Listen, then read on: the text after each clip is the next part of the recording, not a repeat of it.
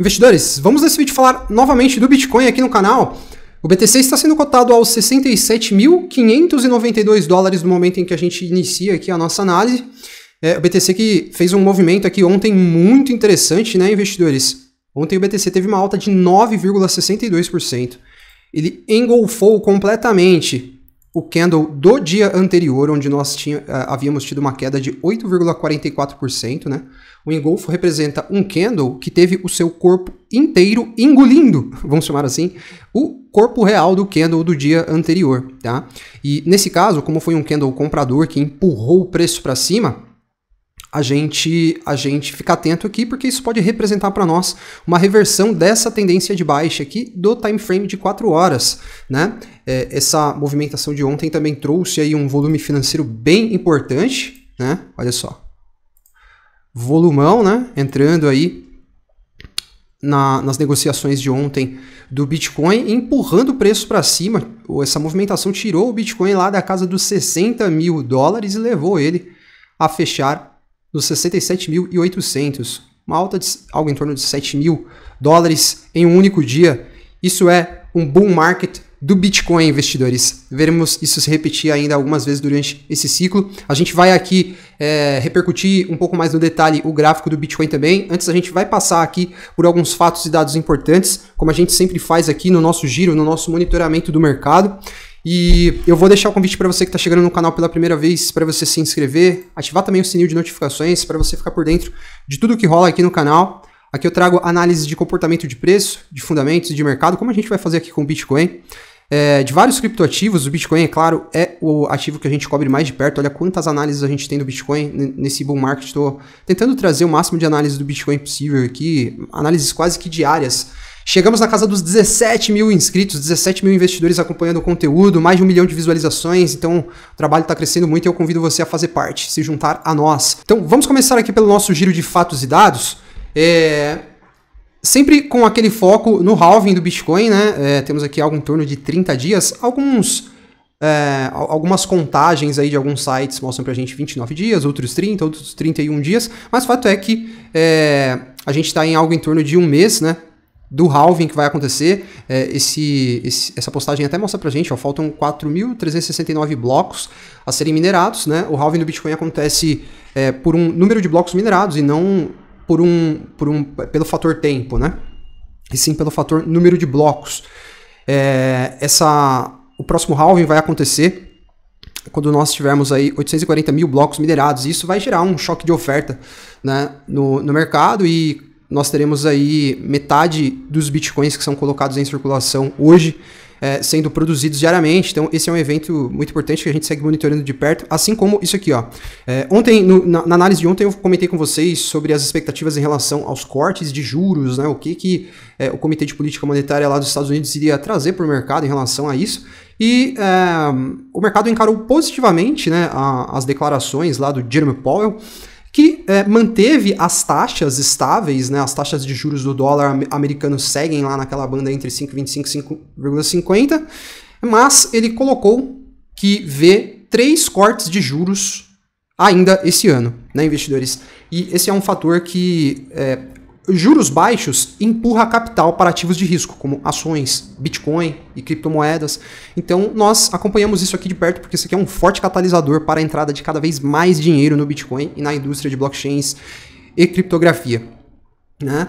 Esse ano tem eleição nos Estados Unidos, lá mais da metade da população investe na Bolsa de Valores, e eu acredito que chegando próximo lá do período da eleição, eles vão começar a cortar juros para ligar o foguetinho na Bolsa de Valores deles lá, para animar a população, que vai continuar ganhando dinheiro, ganhar mais dinheiro ainda. Enfim, são as ferramentas políticas, né, utilizadas para manipular a massa, nesse caso, vão tentar fazer a galera ganhar dinheiro. Eu acredito nisso, pelo menos. Isso vai acabar sendo positivo também para o nosso mercado de criptoativos aqui, que a gente cobre diariamente, certo? Então, expectativas positivas quanto a esse catalisador corte de juros. E ontem, investidores, a gente teve o terceiro dia consecutivo de outflows, né, no balanço de entrada e saída de capital lá nos ETFs de Bitcoin à vista da Bolsa Americana, né, o terceiro dia consecutivo aqui. Nós já tínhamos vivido uma sequência de 4 dias de balanço negativo, né, isso aconteceu entre 22 e 25 de janeiro, né, e do dia 18 de março para o dia 20, ontem, a gente viu aí então um saldo negativo nesse balanço e, coincidentemente, quando a gente olha para o gráfico, de fato a gente vê o preço do Bitcoin abaixo dos preços que a gente tinha lá no dia 15 de março. Então, esse dinheiro realmente se mostra importante nessa dinâmica de formação de preço do Bitcoin hoje, né, atualmente. E o que eu observo aqui também foi que a gente teve um inflow bem reduzido, né, nos principais ETFs, naqueles que estão captando mais dinheiro, que é o IBIT da BlackRock e FBTC da Fidelity, né?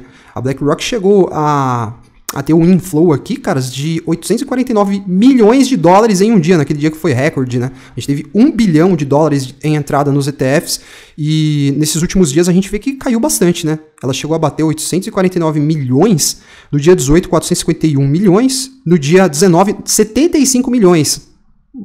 Se comparar com os dias anteriores aqui, um resultado pífio. No dia 20, então, 49 milhões, ou seja, os institucionais estão dando uma seguradinha na mão lá nas entradas, né, que eles estão fazendo nesses ETFs, pelo menos é isso que a gente está vendo aqui nos últimos dias, mas eu acredito fortemente que esses inflows vão voltar a acelerar bastante, e essas quedas aqui no saldo geral, né, quando a gente olha aqui os 3 dias de quedas consecutivas, também estão acontecendo muito em função das saídas lá do Grayscale, do ETF da Grayscale, que está vendendo bitcoins, e a gente já sabia disso, né, investidores? A gente já sabia, eu já tinha mostrado para vocês, ó, no mês passado a gente estava repercutindo isso aqui, ó.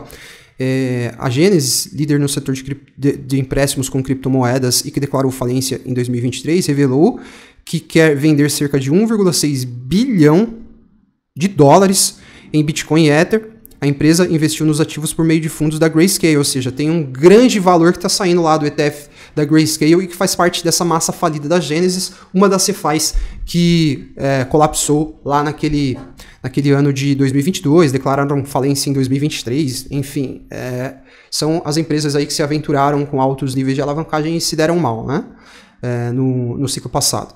E eu acredito que isso aqui está gerando um impacto aí nessas saídas da Grayscale. E, enfim, uma hora essa torneirinha o fluxo dessa torneirinha de saída da Grayscale vai dar uma amenizada aí e com certeza a gente ainda vai ver muitos balanços positivos naquela tabelinha ali dos ETFs. A gente segue monitorando isso diariamente.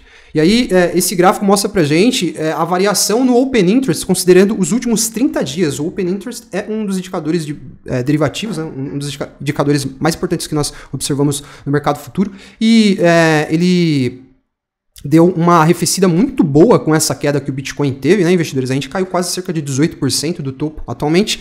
E tivemos aqui uma queda no Open Interest, considerando a variação dos últimos 30 dias, de 53%. É a segunda maior queda, se nós considerarmos as quedas que nós estamos tendo nesse ciclo de alta do Bitcoin, né?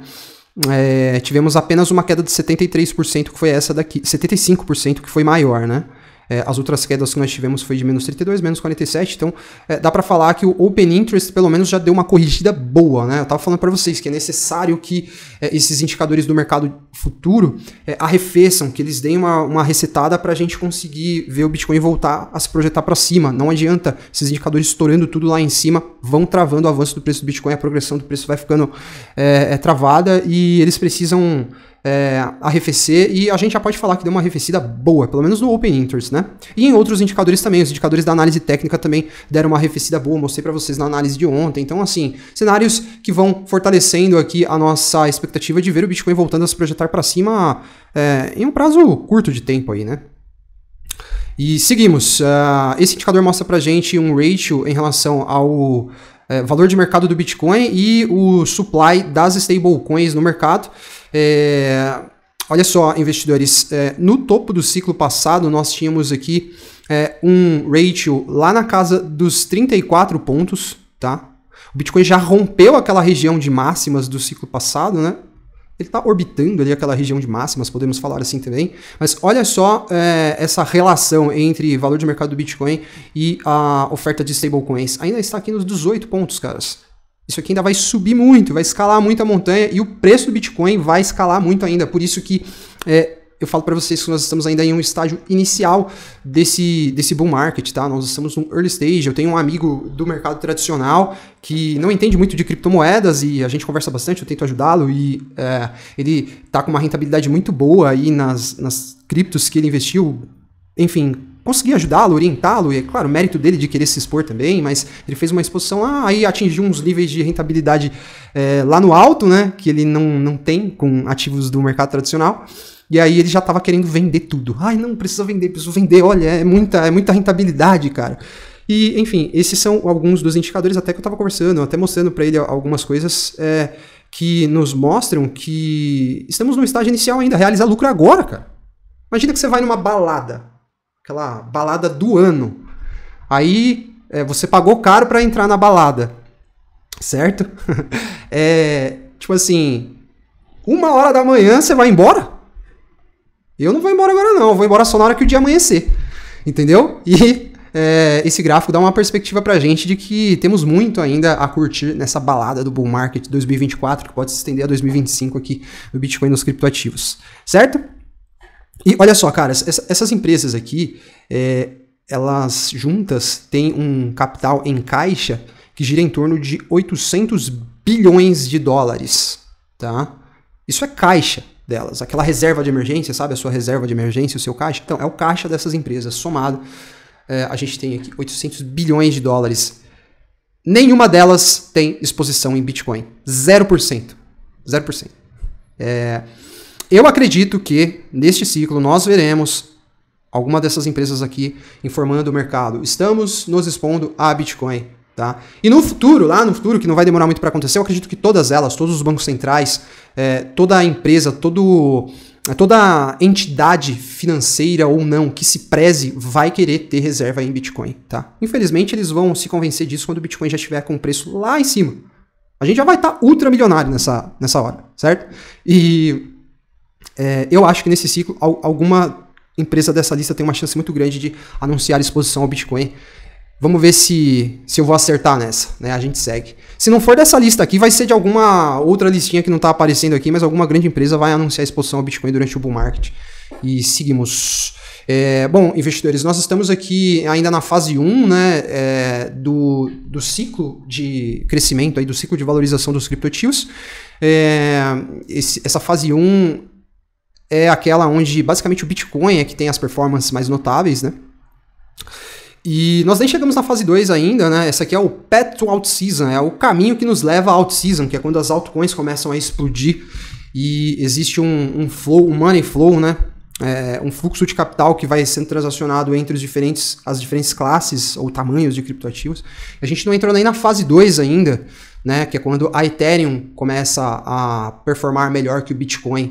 Então, precisamos ter muita paciência. Eu sei que muitos têm uma exposição majoritária nas altcoins, né, com pouca exposição em Bitcoin e Ethereum, mas tem que ter bastante paciência porque esse fluxo aqui ele vai acontecer e na hora que a out-season começar, aí a gente vai ver o varejo entrando pro mercado fervorosamente, a gente vai ver o mercado entrando em euforia, vai ser uma loucura total. Mas o fato é que nós estamos, como falei há pouco, no early stage ainda, no estágio inicial desse bull market. A Ethereum nem começou ainda a se valorizar em cima do Bitcoin, ainda falta isso acontecer. Esse aqui vai ser o segundo gatilho que a gente precisa, né, para chegar lá naquela out-season bem forte. E, bom, falando aqui de uma dinâmica de preços do Bitcoin, esse gráfico mostra pra gente as zonas de suporte on-chain. É uma outra maneira da gente olhar suporte de preços para o Bitcoin.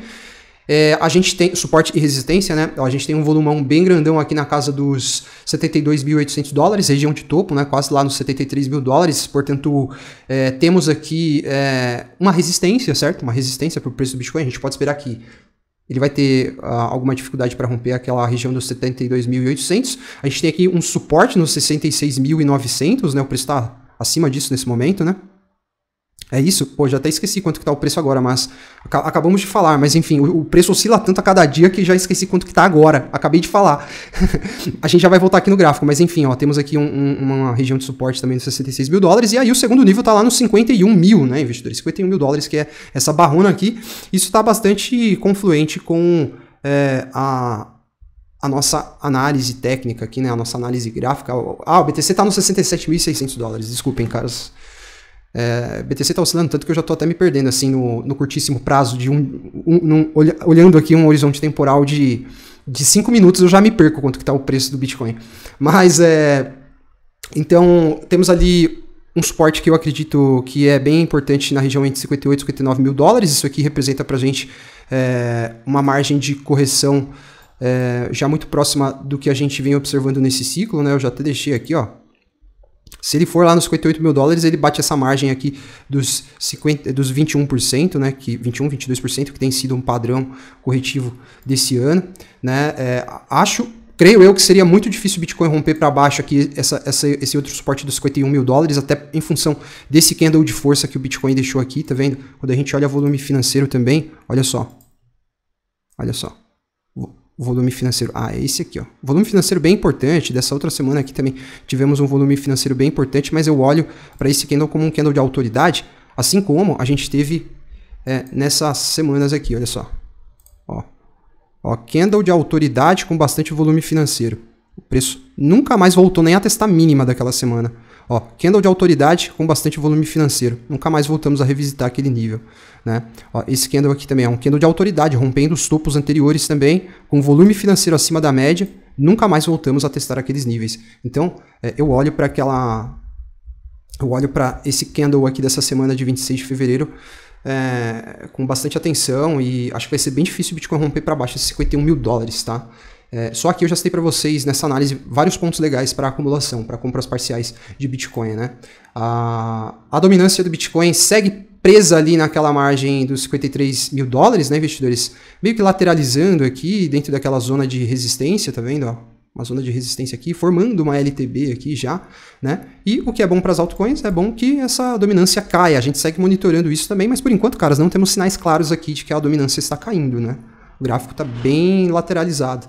E a Ethereum contra o Bitcoin, que também é um indicador importante para a out-season, não ainda dando sinais muito otimistas em relação ao início aí de uma escalada da Ethereum contra o Bitcoin, né?